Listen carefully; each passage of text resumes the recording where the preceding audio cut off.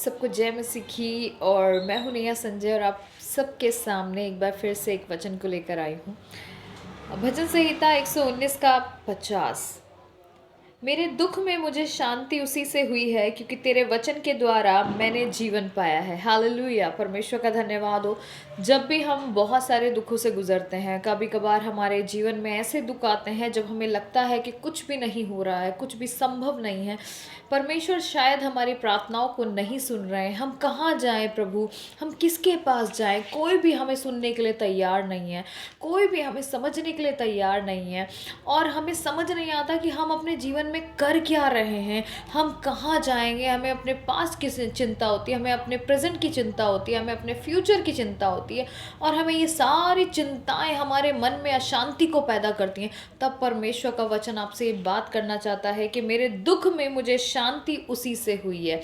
यानी कि मेरे दुख में, जब भी मैं दुखी हूँ तो मेरे दुख में शांति सिर्फ परमेश्वर की ओर से। और आपने देखा भी होगा कि जब आप दुखी होते हो तो जब आप परमेश्वर के पास जाते हो आपको शांति तभी मिलती है। आप कितने भी दोस्तों के पास चले जाएं, कितने भी लोगों के से शेयर कर लें, आपको शांति नहीं मिलती। लेकिन सच्ची शांति केवल और केवल परमेश्वर ही दे सकता है। आगे परमेश्वर का वचन भजन संहिता 121 में कहता है कि मैं अपनी आंखें पर्वतों की ओर लगाऊंगा क्योंकि मुझे सहायता कहाँ से मिलेगी? मुझे सहायता यहोवा की ओर से मिलती है जो आकाश और पृथ्वी का करता है। या दाऊद कहता है कि जब भी मुझे दुख होगा, जब भी मुझे चिंता सताएगी, मैं अपनी आंखें पर्वतों की ओर लगाऊंगा क्योंकि वहाँ परमेश्वर विराजमान है और खुदावन वहाँ से मुझे सहायता को भेजता है, मेरी शांति को भेजता है। हालेलुया।